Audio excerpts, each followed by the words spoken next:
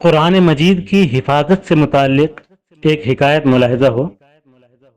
حضرت یحییٰ بن اقسم رحمۃ اللہ تعالی علیہ فرماتے ہیں، مامون رشید کی مجلس میں ایک یہودی آیا اور اس نے بڑی نفیس، عمدہ اور ادیبانہ گفتگو کی۔ مامون رشید نے اسے اسلام کی دعوت دی تو اس نے انکار کر دیا۔ جب 1 سال بعد دوبارہ آیا تو وہ مسلمان ہو چکا تھا اور اس نے فقہ کے موضوع پر بہت شاندار کلام کیا۔ مامون رشید نے اس سے پوچھا، تمہارے اسلام قبول کرنے کا سبب کیا ہوا؟ اس نے جواب دیا، جب پچھلے سال میں تمہاری مجلس سے اٹھ کر گیا تو میں نے ان مذاہب کا امتحان لینے کا ارادہ کر لیا۔ چنانچہ میں نے تورات کے 3 نسخے لکھے اور ان میں اپنی طرف سے کمی بیشی کر دی۔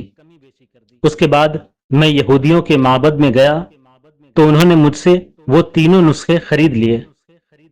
پھر میں نے انجیل کے 3 نسخے لکھے اور ان میں بھی اپنی طرف سے کمی بیشی کر دی۔ جب میں یہ نسخے لے کر عیسائیوں کے گرجے میں گیا تو انہوں نے بھی وہ نسخے خرید لیے۔ پھر میں نے قرآن پاک کے 3 نسخے لکھے اور اس کی عبارت میں بھی کمی پیشی کر دی۔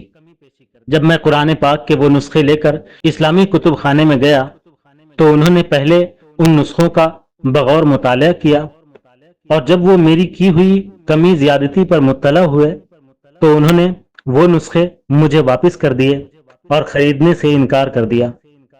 اس سے میری سمجھ میں آ گیا کہ یہ کتاب محفوظ ہے اور اس میں کوئی تبدیلی نہیں کر سکتا۔